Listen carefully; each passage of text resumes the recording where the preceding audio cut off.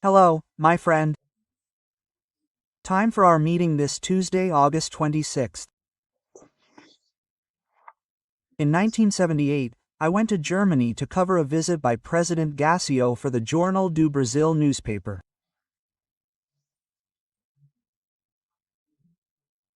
On the way back, I stopped in Rome and went to St. Peter's Square and saw Pope John Paul I, who had taken office on August 26th. After that, he lived for 33 days. He was a very brief pope and sparked a series of assumptions about his death, these legends.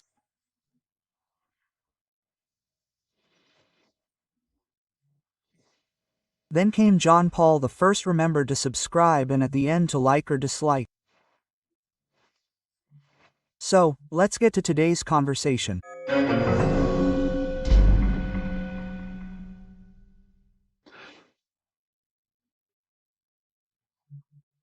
Today's first topic is the federal penal police to prevent Bolsonaro from fleeing his home.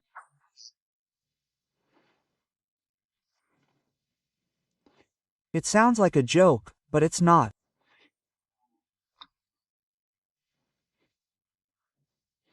Well, Lindbergh Farias asked. He went there. The Attorney General of the Republic, Paulo Gon, thought it was appropriate, and Minister Moraes sent the penal police that operates in the maximum security federal prison in Brasilia, where Marcola is being held.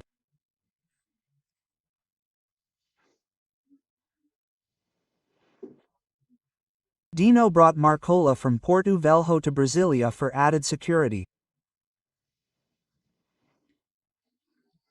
Bolsonaro lives in a gated community, in an area commonly called Jardim Botânico.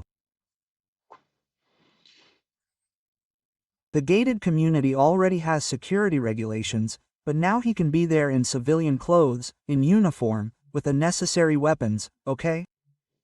Okay, everything detailed. The penal police, apparently, will be there, infiltrated to prevent Bolsonaro's escape.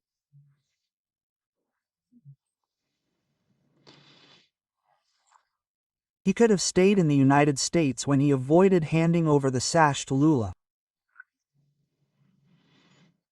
He could have left whenever he wanted.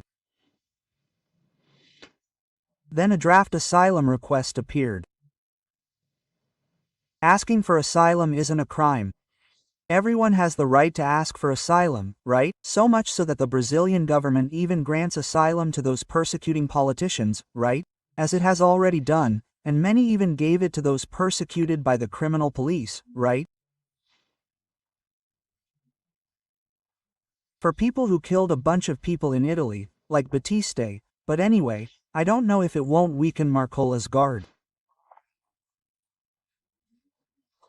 Imagine if Marcola escaped at this time, the responsibility, right?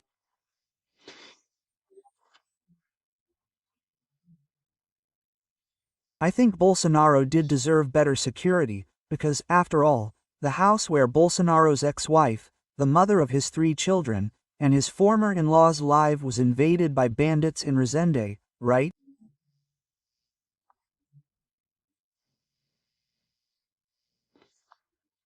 Bolsonaro was attacked by someone, encouraged by whom, right? By Adelio Bispo, who tried to kill him.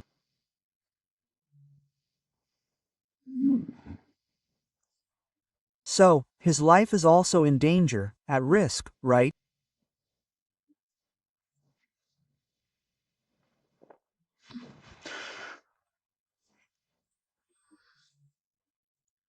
Anyway, second point. Minister Flavio Dino, at the request of Marcos Polan, a congressman from Mato Grosso do Sul, from the place, gave a president 10 days.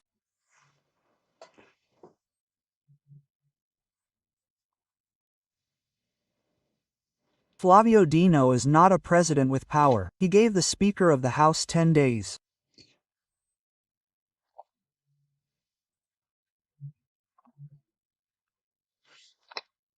Hugo Moda, explain the urgency, how the approval of what they're now calling the digital ECA, educational education and training system, which is that bill that the Estadão editorial says was approved in a rush, irresponsible manner, with Moda trying to divert it, to squeeze censorship in.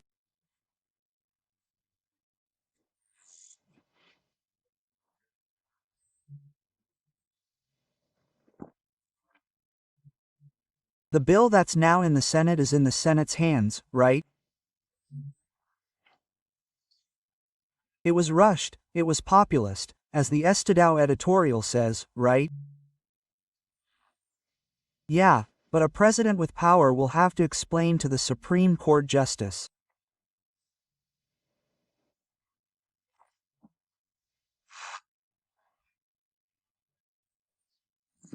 A president, a power that had the votes of his voters and the vote, your power, your Chamber of Deputies, will have to explain how he managed the urgent process and approval by symbolic vote, which means the leaders are there, they speak out, and it goes that way.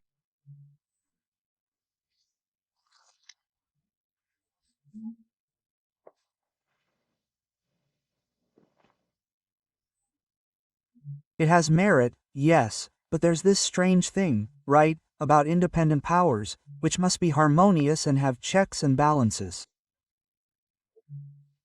The Senate is zero weight, right? The Senate is zero weight with the presidents it has, who thwart any attempt at correction by the other branch. As stated in the Constitution, it's a power that the Senate has.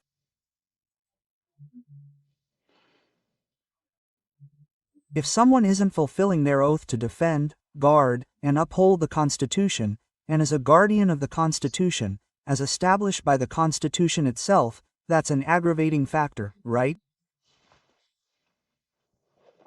But anyway, that's the case, right?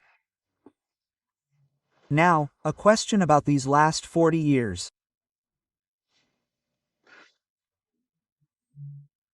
Why have we allowed TV programs to eroticize children, adultify children, to use the term?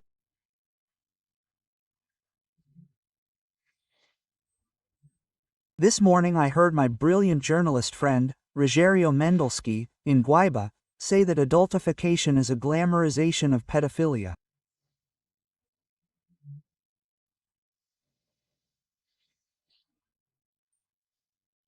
In my article that's coming out in this Wednesday's newspapers, I talk about a euphemism for pedophilia, right? We watched. When Demers reported it, we watched. When Antonia Fontanelli reported it, we watched. We only mobilized because Felka gave us a chance to seize it and censor it. In fact, it's an incredible censorship where censorship, which is prohibited by the Constitution, is outsourced and privatized, handing over to the big techs, right? The decision. Well, this project at least states that the interested party or the public prosecutor's office should prevent the removal of acts of pedophilia or similar, right?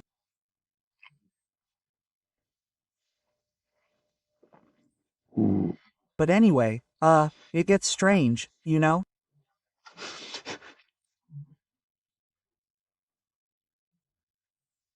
I keep thinking, right, the situation there with the 10 days for, the Speaker of the House Hugo Moda, it seems like, let's say, in an elementary school where the janitor gives the boy 3 days to return or compensate the school for the window he broke by kicking a ball, right?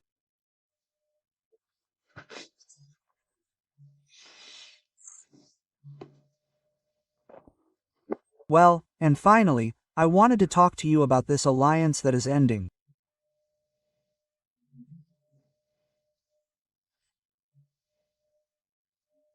Brazil has a cultural commitment to the West.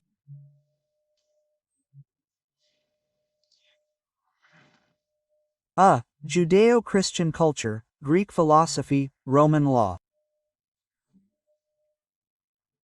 We're practically cutting ties with Israel. Israel will no longer send an ambassador here, right? Brazil didn't accept the ambassador Israel sent. Well, Israel had already declared Lula persona non grata because he withdrew Brazil from that Holocaust Remembrance Alliance, that is, denialism, denying the Holocaust. And it sided with Ramos. In that dispute, no, after Ramos entered Israel to murder young Israelis who were at a party, right, murder and take hostages. Then Israel entered the Gaza Strip to rescue hostages, and it's still like that today.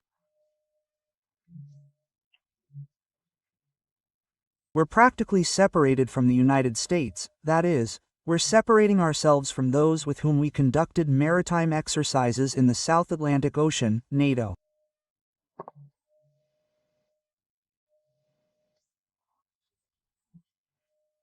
Do you know how many British islands form a rosary around Brazil?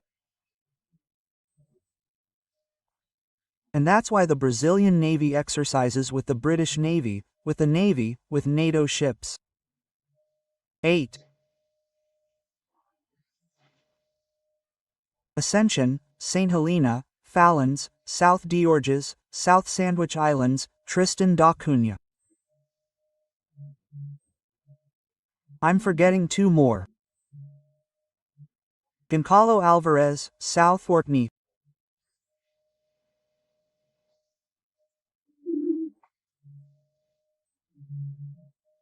It's all there in Il Britannica, in our South Atlantic, which has NATO forces, which will in a way guarantee us against piracy of our oil on the platform as well.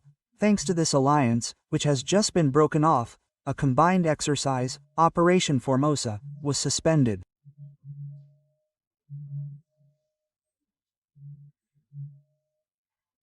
I showed the plane leaving here. It's from Brasilia, right?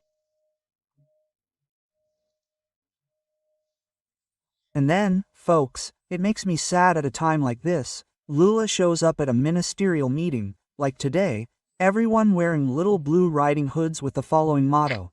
It seems like it was written by Councilor Ocasio, Brazil belongs to the Brazilians.